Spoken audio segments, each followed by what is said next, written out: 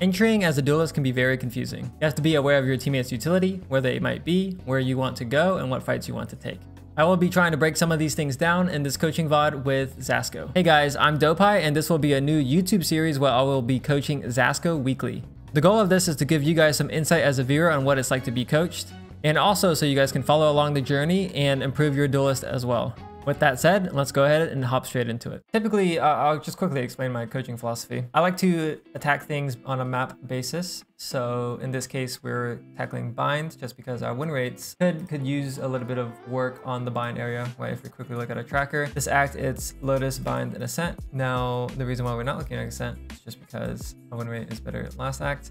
And then sample size is relatively small, but between this act 3-4, or sorry, last act 3-4, and then this act we are 1-4. Bind could use some work. So we wide swing showers. I'll let you're walking here. Okay, so walk me through the shift walk here. I guess I don't really know. I don't know why I'm walking. Can you wide swing this angle, like off rip? Without making noise. Okay. From the enemy team. Gotcha, that's what it is. It's probably about that because I see Raze walking up, so then I start to think, okay, I could probably go slow. You see your sound bubble here on the mini map? You see that? Barely out of reach, yeah. They can't hear you. So this back wall here, these are one of these angles, like here and belong. You can wide swing off round rip and they can't hear you. So you just get the velocity on the swing.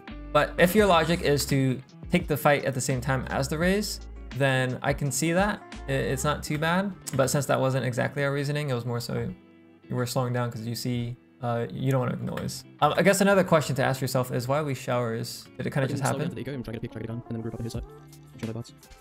Okay, yeah, so you're just looking for a pick. Okay. That's another question to ask yourself is if you were to look for a pick somewhere, let's kind of just label these 1, 2, 3, and 4. You can even just go by map callouts. But what do you think, where do you think you have the highest chance of finding a fight? Me, highest chance finding a fight is probably, I'd say either Baths or Short. Okay. But if you get a short pick, it's much less likely you'll be able to take the gun because they're probably playing U-Haul and they'll have backup straight away. So my thought is Baths, you're likely to kill the person and usually there's only one person playing Baths, so you can take that gun. Okay, I'm down. I'm down for the thought process. And then let's see. Let's actually see what happens. So Subadize short. Raise up showers. It's like we're just looking for more fights here. Triple. Okay. Up dash, go out. Up one default. Okay, walk me through this. We get the kill. We dash out. That's great. You see the Reyna here. How come you don't go back to fight that guy? I'm not sure. I think I go right side and I try to fight him and then I don't know where it goes from there. It gets a bit messy, but... Right. Probably unaware of where my Reyna was. Another question to ask yourself is, what's more important here, taking backside space or killing the Reyna? In this case, it's obviously killing the Reyna 100%. Why is killing the Reyna the better play? She's smack bang in the middle of the site. We need to plant the bomb. Okay, so in the open, number 1. This is kind of like a free kill. I like that. Okay, so Reyna's in the open. So that is a good piece to highlight. If you have the opportunity to get like free kills, not necessarily free kills, but easy kills, you want to capitalize off of that. But you also want to make sure that this Reyna doesn't get the kill on your Reyna and then get out, right? The fact that you don't double swing with the Reyna is like a huge no-no because Reyna and Jett are kind of like the 2 agents that you need to be precise against this stuff. Chamber as well. But like if that was like a deadlock, for example, and you see your Brim coming up short, then honestly, I'm fine with you not fighting the Reyna. Now, I would say it would be, or sorry, if it was deadlock. I would say like it would be better practice for you to fight the deadlock, but just because there's a possibility he gets a kill and this misses, and you don't want to be in that situation. Now, the other question to consider is, okay, so if we go back site, is this better than not getting the kill? Because it's a trade-off, right? You either get the kill or you're getting the space. Is this space valuable? Is this timing valuable? And I would argue yes and no. But if we were to compare this timing to, say, taking the elbow timing, it's a lot less good, like because you don't have cover, you're kind of in the open yourself, right? You don't have the smokes. If you did have a Brim smoke here, instead of him smoking mid site, or if you have a Heaven smoke, this backside push could be better. But because this mid site smoke is here, which I know this is hindsight, but you can kind of understand, Heaven. this smoke now cuts us off from the team. So we're now completely isolated to take this fight here. This is a crazy net, by the way. I don't even know where that came from. But he does a really good job. But my point being here is we go for the space when we don't even have, it's like not a good spot in terms of power positions. Okay, so I'm gonna go on a quick tangent real quick. When I think of power positions, I think of spots that contest spawn. So if we think of Ascent, Giraffe is a pretty common one. If we think of A-Site, Top Gen, why are these spots power positions? Because it contests the Heaven Flood, and it contests the Market Flood, and the Spawn Flood. Going a little bit further, Binds, the power position tends to be up here because it contests the Spawn Flood. Let's say there's a smoke here. Someone runs out, and then you can kind of fight them as they run out, right? You can even just fight the choke. I have this spot called God Spot on A-Site, and I'm actually going to show the clip first. So you might have seen this clip before, but where is he right now? He's deep backside. This is considered a power position. This is probably one of the best power positions in the game. Obviously, the null command going to remove that. Meteor will fall here. That's going to get another one. He has indeed. Okay, so he pops off. This spot is good for a few reasons. I'll quickly outline it. Number one is we have the off angle on the guy that peeks Gen. So Killjoy is actually peeking Gen right now. So if I go frame by frame, he's looking towards Gen and he's not looking towards backside because we're on a really good off angle here. After that, we can peek the guy's screens off of timing because he won't expect it. And then we're also safe from rafters. So that's very nice. As soon as the rafter guy drops, we can now use the same wall as cover so the guy's screens can't fight us, right? It's a double fight. And then you can just fight again. Okay. That's insane. Okay. Very good. I'm holding on to that. Yeah, very good spot. Now, I'm going to go down this a little bit further and show you some examples from cryocells doing this. We already understand the concepts, but I really want to nail down the point that power positions is something you can go for in the post if that's what you're looking to do. Number one, I want you to recognize the scoreline. It's 9-10. Where is he at? He's in that power position. He's playing it somewhat differently, but he's contesting the choke, right? This choke in this case is Heaven. And then he kind of gets caught off timing, but he still kills too. And that's his spot, okay? 9-10. Round right after, 10-10. Where is he? In the exact same position, playing the power spot, or power position. Fighting out spawn, he gets smoked off. He plays this spot a little bit more aggressively in the sense that I noticed that he hunts the Heaven timing a lot. Like he'll just like peek off a timing Heaven instead of just holding the screens angle. But peeking, hunts the Heaven timing again. But you can see he's playing that power position. He's always there. Okay, they win the round. That's 10-10. Round after that, it's 11-10. Okay, where is he again? Power position. Holding the same angle, hunting for the timing, gets the off angle kill, peaks Heaven, and you can see he gets traded, but he kills too. He's just hunting for that fight, and he's playing that position. And then the round right after, it's 12-10, right? They went from 9-10 to 12-10 by just spamming A and then getting cryocells into the spot. Immediately backs up into the angle, get into his God spot, and now he dies because Asfast actually clears him, and he's 1 HP. But you can kind of see, as a duelist, you need to be figuring out where you want to go on bomb sites, on hits, in terms of pathing, right? There's an end goal that you need to be thinking of. Let's think about the shower zigzag real quick. If we dash triple, what is our goal when we're actually executing out of showers, sorry? My goal at the moment is to take backside space. Sometimes I end up dashing Heaven and updrafting and trying to hold spawn, but that's usually when I've, pushed and I've rotated and I'm there early. It's not something I'd necessarily do on an exec. I guess usually I default towards fighting CT. That's just like always a go-to. I always fight CT. Okay. So your goal in terms of space is to occupy backside. Yeah, occupy backside, get behind your whole players and fight CT usually. Gotcha. Okay. Generally that thought process works when you have Heaven Smoke and Pipe Smoke. Why? Can you answer that? Because it isolates the fight with whoever is backside or playing triple. Yep, and it cuts off rotators, right? So another way to think about smokes really quickly, and I know this is gonna sound kind of lame, but smokes creates the arena that you're fighting for, okay? So with deep smokes like this, you're fighting for all of the space on site. You're taking full site space. Typically, when you see smokes like this, you are playing against eco, and you're just taking the long range duels. The more standard exec for A is a variation of the mid-site smoke with Heaven, or the mid-site smoke with triple, or the mid-site smoke with safe plant, or like just going for plant when you don't have showers control, right? Look, just for the sake of simplicity, if we have both sides of triple smoke here and you're executing out of showers, what's your goal? Clear bench, clear close right, and then fight for that close space.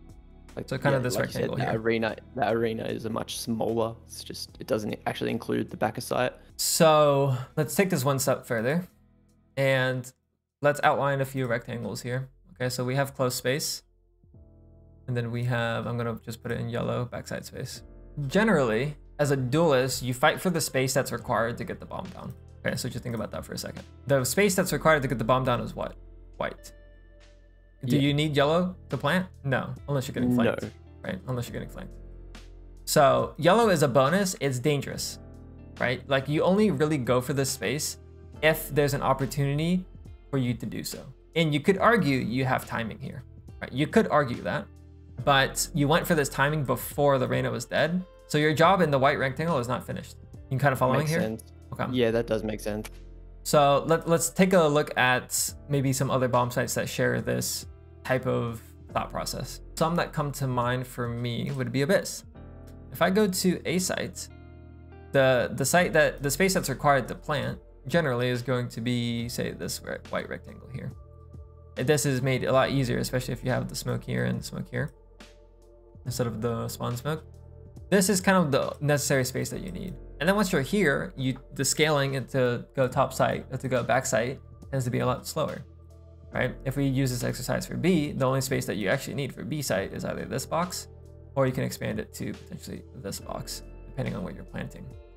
And some smokes that would look like that for the B site is the Heaven Smoke and the Shelf Smoke. Now, if the smoke is planted here, sorry, the smoke is here, you could still argue you really only need white space. So until the bomb is getting planted and you've secured white space, you might not actually push to clear, say, this deadlock in this position until this space is clear. Right, let's say like deadlock is in this position and Cypher is in this position. Now, you won't ever really play against these two agents, but for the sake of example, if Cypher is backside here and deadlock is here, it's rare for your duelist to go forward to fight the deadlock before the Cypher is dead, right? Now, it does happen, and there's reasons to do so, especially if you have a timing. But when we go back to this example here, it does feel somewhat overkill because we don't have a good goal. That does make sense. Okay. Because I don't look at where my team is smoking ever, pretty much. So, well, that doesn't go through my mind. Yeah, that is a huge awareness thing that we need to have as duelists. If you're not even looking at where smokes go, then how are we supposed to know where we should be entering? Yeah, what's some basic logic behind understanding smoke? Is it just simply those boxes there? Like carrying forwards, is that sort of the main fundamentals that I need? Like check the smokes, understand the arena, and then push accordingly? Or is there more to it? I mean, that is the basics. There is a little bit of nuance to it, but for now, let's just leave it at that. Yeah. Look at the smokes, check the arena. That's the space you fight for. So we end up getting knitted. Deadlock, what a good play. Sorry, I'm gonna actually go back real quick. Let's pretend that we went back and swung the Reyna and we came back, right? And we're actually playing with our team. Reyna dies, and let's pretend we're bench right now. We are in a 3v3. Is that a power spot? Okay, so in my opinion, yes, because of why? What angle do you have? You've got the CT angle. Yeah, I do die to that a fair bit on retakes. Yeah, and how did we define power position earlier? Well, that just holds the flood. Yep, holds the flood, fights the choke point, right? So this angle, I would say, qualifies as a power position. Now, that's not the best definition, if I'm being honest, because U-Hole does categorize itself as a power position as well, but it doesn't do what we just talked about. It doesn't contest spawn, it doesn't contest heaven. But it could, I guess, if you go all the way through, but generally people play it back here. So there is multiple things that go into a power position, but I would consider bench a power position here. Okay, so if we go into this post plant, sorry, not this one. This one, 3v3 in your bench, what do you think your chances are of winning the round? Much higher, because Deadlock just swung dry. Let's give a number. Like the hindsight. Let's give a number on the post plant retake, or like chances that you guys win the round, and you're on bench at this X. 60%. 60%. Okay. So I would give you probably slightly higher odds. I'm gonna run through some stats here. Generally, what you need to understand is if you get the bomb down as an attacker, your chances of winning the round are very high. Okay, so you can see the triple plant is pretty low, but if you plant default, 71%. Okay, If you look at other bomb sites, it's what do you call? B bomb site. The plants are just better because retaking B is harder. But this is an exercise that you can use on a lot of maps, right? As soon as you get the bomb down, 70%. It's a little bit lower on B. But what am I really trying to highlight? If you're in a somewhat even situation, now of course we don't actually have the stats on what makes these percentages with numbers advantage and ults and all of that stuff, but it gives us a brief guideline. That as soon as we get the bomb down, the advantage is in our favor, the attacker's favor, right? Yeah. And with that said, our goal should be to get the bomb down for us to get that advantage. Going back to the number of 60, I'd probably push it up to 65 or 70. Especially because it's a 3v3. Typically, as the numbers go down, it favors attackers a little bit more because you can play time. I would say we're probably looking at 70% here. And then the smokes are fresh, number one. Number two is we're pretty healthy. They don't have mollies to clear us out. You can play bench. They don't have wingman for Gecko defuse. So our chances are pretty good here. You get the bomb down. You can play across, you can play bench. You likely get a second kill here. Makes sense. It does make sense. Priority is just help the team get that bomb down by taking space in the arena. I think, yeah, that concept is something I was definitely lacking. It seems so impactful, especially if there's a difference between a 30% win rate and a 60% win rate for the round. It's if insane. It's that big of a difference, then yeah, that should be the priority. I'm quickly flipping through your stats here. Now, stats aren't super important, but it gives us something to look at for trends. So if you look at your cast, cast is percent of rounds where you get a kill, assist, survive, or traded. It's lower than it could be. Now this one's higher, maybe because you're playing different agents. Let's keep going. Actually, I'm just curious. So cast used to be a lot higher. Actually, we only had 4 games here. Yeah, we didn't play this act. Actually, don't know how far back we played, but recently it looks like our cast is somewhat low. If you look at last act versus this act, right? Or just in general, the last 2 acts before this one. Now, a good cast to aim for, I actually don't know. Maybe I'll use myself as an example here because I'm terrible, but my cast is high. Okay. So what does that really mean? The way you increase your cast, obviously you can just get the kill. So if you're just straight up farming, which is what you're doing this act with 1.3 KD, your cast is inherently going to be higher. But the other way to increase your cast is to get traded more. And notice here, we're not in a tradable position. I see. Yep, okay. Where if you were as bench and you were holding the crossfire, say you're after the plant is placed and your Reyna or your Brimstone is playing here. Where am I? Here? Let's say he just goes here, or even he goes here, and you're playing bench tucked, and then as they're retaking, they either swing through. I'm gonna use Deadlock for this example here. Where's Deadlock at? Here. Let's say Deadlock swings you from either side here. Chances are you eventually do get traded by this Brimstone. You guys are kind of holding a crossfire or like a peek off me setup, and you get traded, your cast goes up, right? Yeah, okay. So very important. Trades are, in that way, Valorant is somewhat similar to chess, where you don't want hanging pieces too often. And this is one here. And the Reyna is a hanging piece, right? We just got that free kill. The guy was alone. Okay. So Real fast, I reckon. a little fast today, Try to sure. get them down and play pose. Alright. Wait for the drone. No, I mean, Try to get them down. kind of lazy for you to go like this. Alright. If this jet's top tank, or this guy's peeking short, they don't shoot the drone, they shoot you. And we have the ult too. You don't want to die before the drone goes. Always bait drone util, like Thrash, Skydog. Like this is better because your drone is kind of making the space for you. Now, right? Now it's peeking the guy backside. This is better. We aren't actually aimed at that guy, which is not good. Maybe your minimap awareness isn't there. Let's look at your eyeballs real quick. No. Quickly glance for a second. Glance. 1 second, yeah. Okay, so smokes aren't down yet. We can see that if we look at minimap. We see Gecko here.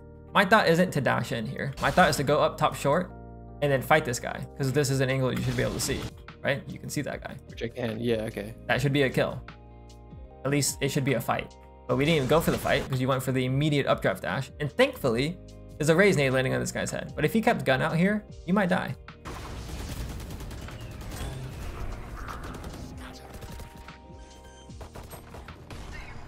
Wow.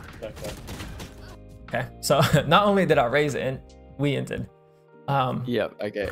Quickly, let's look at the smokes again. Where's the arena? It's literally just short. Literally And just short. U-Haul. And U-Haul. Okay. So I'm not gonna say that pushing through the smoke was a bad play here, but because this is something that we're pointing out is the smokes and being aware of it as a duelist, you need to understand what your job is here, okay? So theoretically, we've already cleared rectangle, like the white rectangle that we were talking about earlier. In this case, it's turning into red because we're using a different program. But you could immediately go into U-Haul after you recognize the smokes are there, and then you can go for the plant. Now, the counter argument, which I'll give you one, is it can be difficult to plant here if there's a bench player, which we didn't realize there's a bench player, and if he spams the plant, that's problematic, right? So by that logic, you going into the smoke makes sense to me. But I didn't use that logic, and I won't give myself that excuse. I was just like hungry. Yep. And let's follow that train of thought real quick. Let's say like you actually did have that logic and the deadlock's here. You wouldn't actually push the smoke until he starts spamming. Because you're trying to punish him, trying to punish you, if that makes sense. You're trying to punish... Yeah. He's punishing us because we didn't take full site space to plant. We're punishing him, hopefully, because he's spamming, and we are ready for it. He doesn't shoot a single bullet. He's ready for us somewhat, and that's why he is the shot, right? Obviously, we went for the right click. Now, if we actually look at your minimap real quick, what did your Reyna do? He went to go take that space. He went to go actually try to trade your Raze. That was an option you could have done as well. Your Raze is backside. You know there's one bench, and you know the Gecko's here, somewhere over here. As soon as you push into the smoke, he dies. You could now alternate your plan to go left into the smoke to see if you can kill that Gecko backside. Okay. Yeah, I see. There's a lot that goes on as a duelist player, but it's all these micro decisions, right? It's rarely macro decisions that makes a duelist player good. It's the micro. So if we really go back, this was micro decision number 1. We peeked before the drone. Micro decision number 2, you're going for the dash, which is what, like, if we were to zoom out real quick and we just look at your macro decision making, we rushed A short with team, we dashed out on site, and we tried to go for a kill after. Right? If we follow those 3 lenses, it's like, oh, everything we did is fine. That's why I want to highlight a duelist, like a good duelist player. It's not about the macro decision making. It's almost all in the micro details. Oh, we peeked short before the drone. That's not good. Oh, we see the Gecko on the map. That should be a kill or a fight. We dashed forward before we went for the fight. This guy is in a Raze nade. Maybe we should be pushing the Gecko instead of the Deadlock. Oh, Deadlock's on the right side. Our Raze goes backside. Maybe we could push Deadlock or the Gecko with the Raze. There's a dart here too. Maybe we can get into this smoke to see if we can spam the Gecko. Right? There's all these micro decisions here. Oh yeah, the arena is only this box. We ulted U-Haul. Maybe I can go back into U-Haul and play the post plant there. Maybe we have all of sight that we need to, and my job here is done. I can actually go all the way back around to wrap showers. Instead of pushing through the smoke, I can wrap showers late. Now is that a common thing for proper duels? Like, as in, you say you've ticked the box of getting your arena sorted, bombs down, you got that high win rate. Is that when you start to look for plays like, okay, my job on site is done, I could wrap, or I could make a safer kind of play instead of just overheating like I do? Good question. The short answer is yes. Now I want to expand this to other agents too, so it clicks, okay? Let's pretend I'm playing Sova. My job for the team is to what? Get them onto the bomb site, okay? So I'm gonna drone, then I'm gonna dart. As soon as my drone and dart is gone, what's left in my kit? Shock darts. Okay, that shit is terrible. I can go for a wrap play if I want to. I can go back and just hold flank. I could wrap showers. Okay, that same thought process applies for Brimstone, right? You might have heard before, oh, you just drop your smokes and then throw your stun beacon and you're a duelist, right? That is true for pretty much every agent, because once your util is gone, you're just another body, okay? But there's a slight caveat for duelist players, is that duelist players, movement entry duelists specifically, tend to be in positions that other agents can't on site execs, right? So what I mean by that is if you do dash out, your tempo to fight a potential pipes player is going to be higher than your Sova that just came out of drone, right? So it makes more sense for your jet to go forward for this timing than to go for the wrap play, because your Sova is already in that position. Yep. After he uses drone and dart. But if we look really quickly, we can't actually see the mini map. But you can see here, where the player most forward, your Sova could have turned around at this point to look at flank if he wanted to. I actually used to do this to Sky when I played Sky. I would help my team get on site and I'd hold flank. Right. And that's like, you can follow that chain of thought process, I guess, as any duelist, or sorry, any role, which is why I wanted to highlight the initiator. But the decision making here to push through the smoke is fine, but he didn't shoot his gun. Right, like there's a circumstance where he shoots his gun and you run through and get the trade, and that's a good play. But like you punish the spam. That's like the only good one. Yeah, or I guess if you ever reload, or maybe you hear him swing backside, oh, he gets scanned. You know, there's a lot of different timings for you to go for, but you don't, the opportunity doesn't present itself and you're forcing it here. Yeah, okay. I'd probably go for the trade on the Gecko instead of the 100 other on player. Deadlock. And you can see actually how Reyna gets the trade on. I'm gonna back up one step. I want you to outline what you think a duelist should be doing on attack. What's their job? Just like maybe bullet pointed, or just like rapid fire that? No, sorry, with which context, in what situation? Just like on attack, like just the attack half. Taking space, entry fragging, Okay, so clearing space. sight, Okay. just trying to get those high impact first bloods. If there's a orb holding sight, pop knives, dash up draft, kill them. So Stuff like space, entry, sight, first blood. Notice how the actual kill is the last part here. Right? That was the last thing you said. Everything else before it pertained to getting onto site. Space, entry, full clearing site. That means that getting a kill is a bonus, but also in order to have space, you can't insta-die. Okay, now in this example, we didn't insta-die, but the reason why I want to bring it up is I also don't want you to tunnel too much into the idea of making space and dashing out. Like your job is to make space, but it doesn't necessarily mean to dash out to make space. You can get space by getting a kill. That's why I want to highlight this Gecko thing. Now that might sound a little bit weird, but I really want to nail this point down because it's a concept that I don't have perfectly down either. And when you look at player, let's see if Oxy has this. I feel like I'm not breathing right now. Is there any trips here? I'm sucked up, I'm sucked up. Oh, heaven. Yeah, come on, man. There's two. Up there, nice one. That's full shield. On heaven. Up there, one. Hit the 30. When we go at A or when we go at B on this map on Abyss, generally it's like an updraft dash onto the site, right? What does Oxy do? He does an updraft dash. Multiple times in the VOD that I looked at, he would activate dash and then run out to take the fight before using dash maybe to go forward or maybe dashing to go away.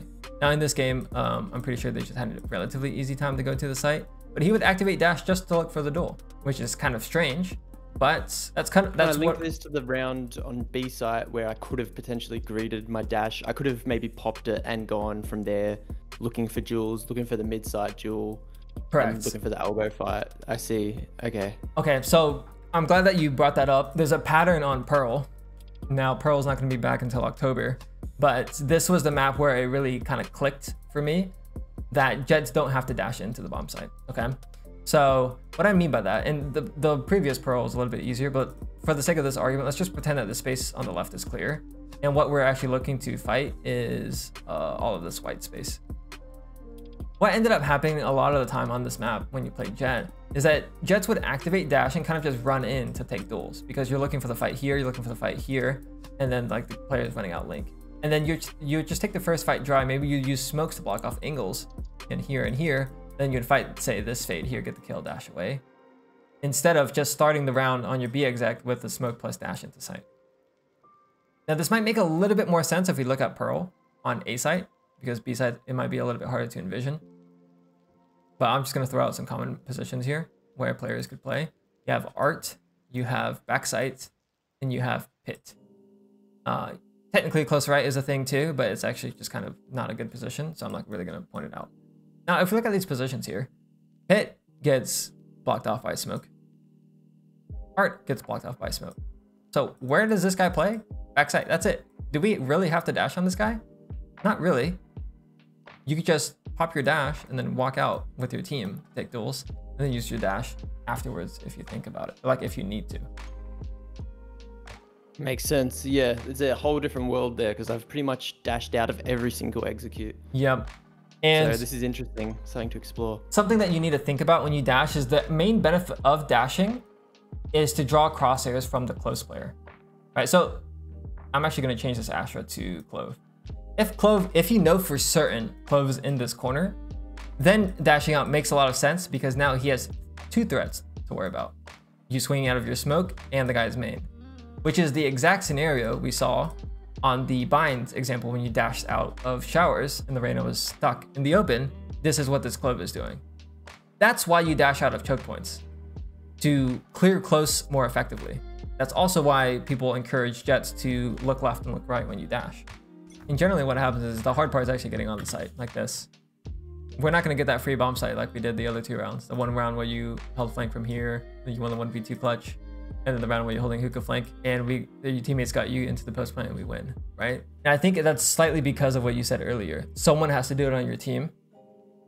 So why can't it be me? And in this case, we don't have a sentinel, so maybe I'm picking up where it lacks there, just because there's a fear, a subconscious fear that they could flank. But yeah, ideally I should be just getting us out. I do remember actually being scared of that this game, just because it happened pretty often, I think. And that's not necessarily a bad thing for you to pick up the flank watch, like you be the flank watcher. One of the games I reviewed from Texture, he was playing Haven, he had no sentinel. He would often do this. He would be with the team though.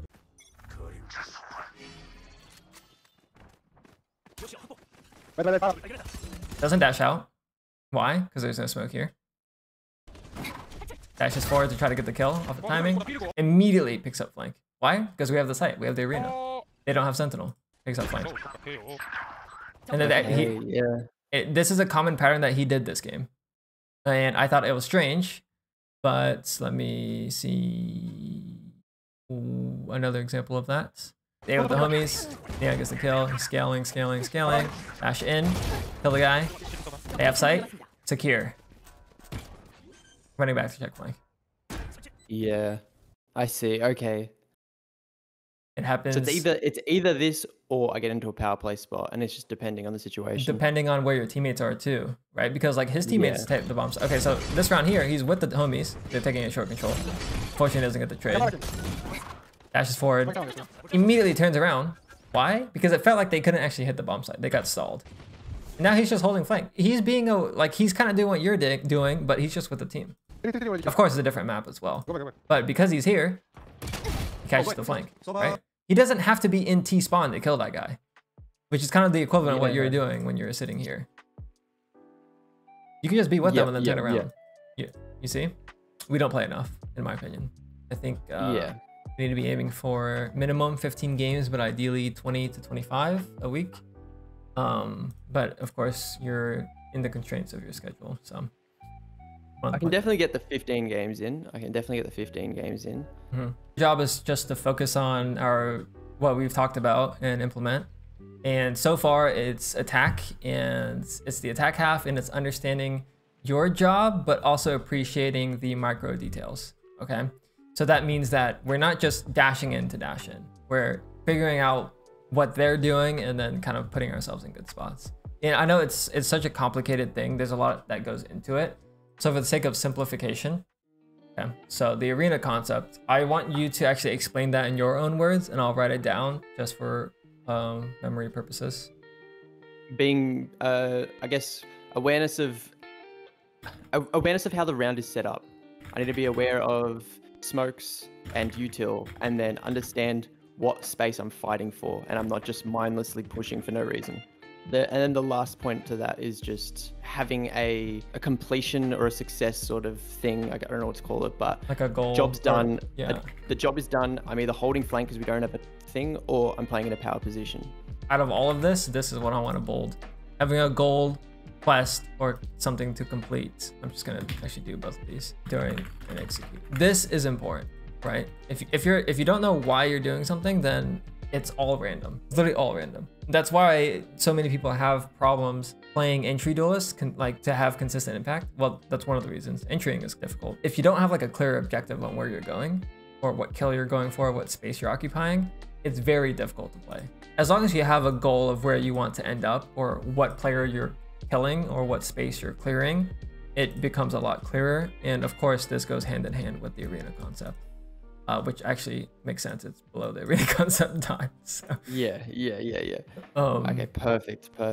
Any questions for me? How would you practice these things besides just being aware of them in game? If we're going the VOD review route, then you would identify these patterns in, say, a pro game that you review. Like, oh, that thing that Dopai was talking about, the arena concept with these smokes here, and they're like, oh, look, this is the power position he's playing here.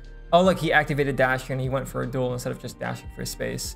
Right? Like if you can, number one, point out those patterns in other people's gameplay, it becomes a lot easier for you to do yourself. So that could be something you might want to do. There's multiple ways to attack the problem. It's kind of just how do you learn best? In the way that easy. I learn best by referencing material. So I would probably look at a VOD. But if you learn best being more hands-on with just understanding the concept and just kind of like, I don't want to say like throwing yourself at it, but for the lack of better phrasing, throwing yourself into it and just jumping into it. If that's how you learn best, then that's like up for you to decide. Yep, okay, easy. Well, next week we will look at these specific things and see if they have improved. Correct. Try to pick one or two of these and work on that until you move on to another one. When I look at this, it would probably be the arena concept with having a goal during an execute, and 2, minimizing downtime on attack. Those would be the 2 things that I would pick, but you could kind of do whatever you think would work best for you. The hard part is implementation. The knowledge is not necessarily the hard part.